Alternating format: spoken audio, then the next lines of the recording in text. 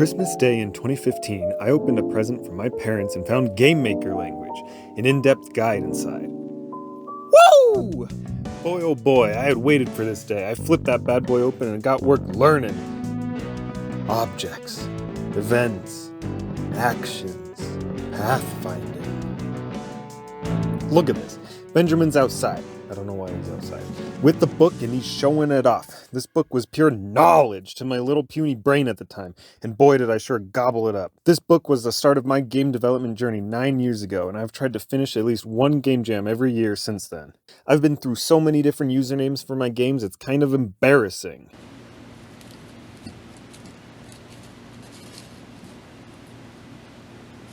Started out as Intracontrol Studios in 2016, where I released Space Cubes.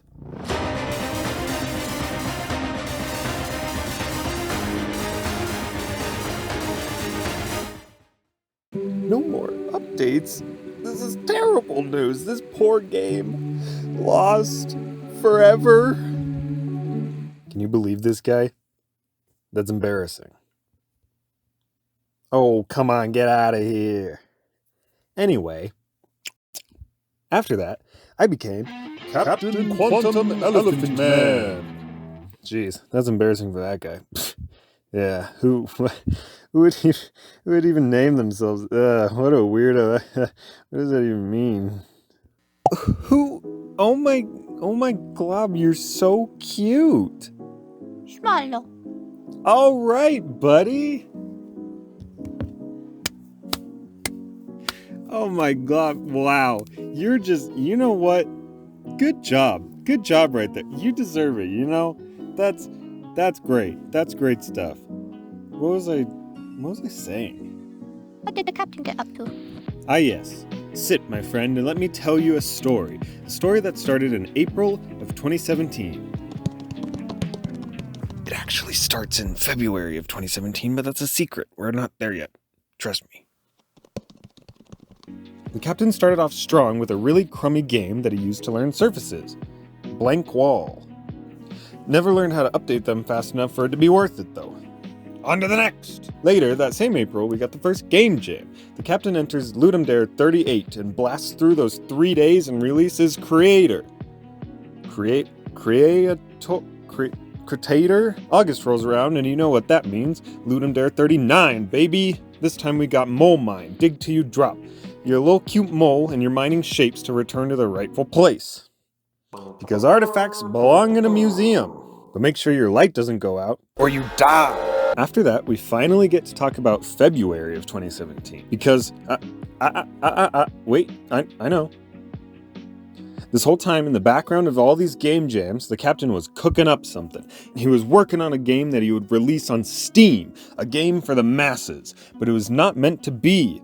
From February to November of 2017, the captain worked hard on a game called Cherry Bomb. This game was epic. You're a cherry with sunglasses, and there are other fruits that killed your family, so you pull a John Wick and you're gonna kill every last one of them.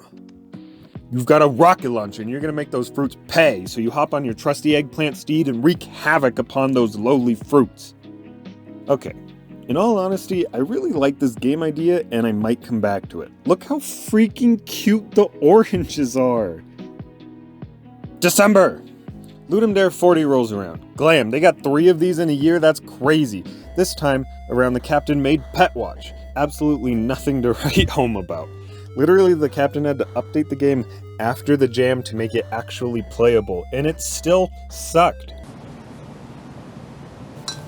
That wraps up 2017 and brings a captain's story to a close. That was a disaster, honestly. Glad we're done with that. On to bigger and better things! 2018, Wasatch Creations is born, and A Journey of Sacrifices is the first game that he makes for Ludum Dare 43 in December. Wow, not much got done this year related to game dev. Anyway, A Journey of Sacrifices has got a cool concept of managing resources and crew weight, so you have enough to survive your trip, but also trying to keep as much gold as possible. It wasn't implemented too well though, and there were a lot of glitches. March 2019 rolls around, and I challenged myself to make a game in 2 hours. The game born out of that is Mediocre Pong. No, really, that's the name. It was Pong. but with Flappy Bird controls. A terrible decision. April 2019, I joined Ludum Dare 44 and created Servant to the Reaper, a game where you play as a guy named Dave who didn't want the Reaper to take his family, so he made a deal. If Dave kills 60 other people in 8 minutes, then the Reaper won't take his family. It had an interesting concept where you had to reach 60 souls to win, but you could also spend the souls to buy upgrades to help you get souls faster. Once again, not implemented too well. The attacking was kind of rough. There are a lot of glitches. October 2019, Ludum Dare 45 came around and I joined again. For this jam, I created Mitosis. You start with an empty cell and you move around this little pond to collect food and upgrade your cell with different parts such as a mitochondria, which in the game produced energy, or the flagella, which made your cell move faster. You keep getting upgrades until you reach Mitosis and win. January 2020, I decided to join a different game jam for the first time, and I hopped into the 33rd GM48 jam, a jam for only Game Maker game. I was really struggling to think of a game for this one, and I was looking through the art I've created for past jams, and I really liked the art I did for Servant to the Reaper. So I stole the character and movement from that game and reused it for this one. I also had the Chad character from that game, so I figured I would use that as the bad guy. I had been doing a lot of escape rooms at the time, right before COVID happened, and so that gave me the idea that it should be kind of a puzzle game. Although the only puzzles that I had time for was to swap a pillow with a sandwich and to remember a number to unlock a safe. In April of 2020, we're back with Penguin Panic for Ludum Dare 46. This is probably one of my favorite games that I've ever made. The idea of a vegan penguin guarding a fish from other penguins that are throwing their own eggs at him is so funny. I really want to make an updated, super polished version of this game sometime. It's kind of a simple bullet hell game, but I had also just played Undertale before this jam, so I had the fighting mechanics of that in my head, and I wanted to make a whole game kind of around that idea. 2021 was a weird year.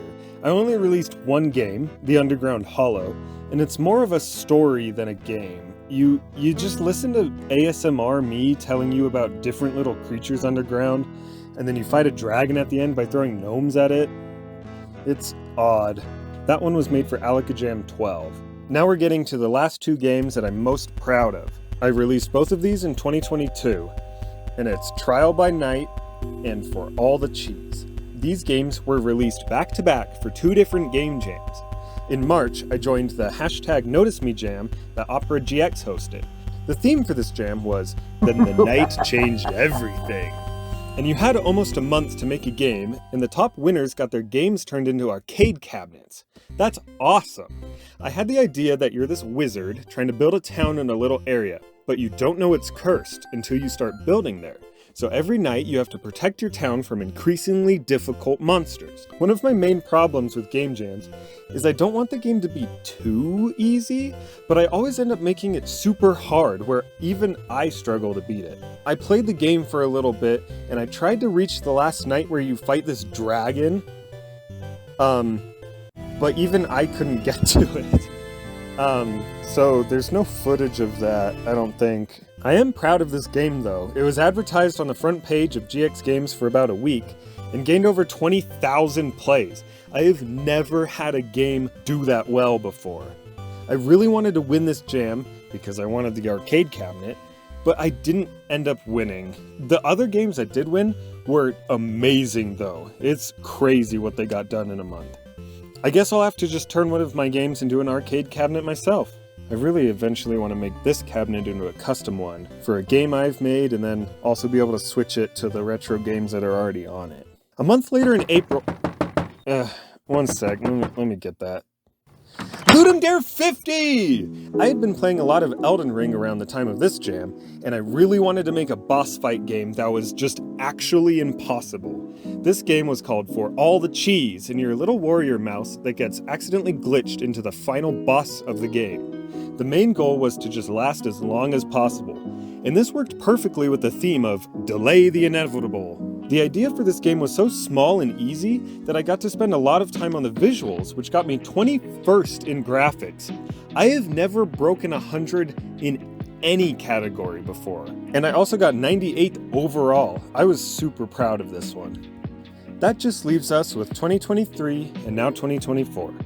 I haven't really worked on anything much for the past 2 years since making For All the Cheese. I want to be back to doing at least one game jam every year. I also want to learn Godot because I'd like to move into some basic 3D games and eventually learn how to make my dream game.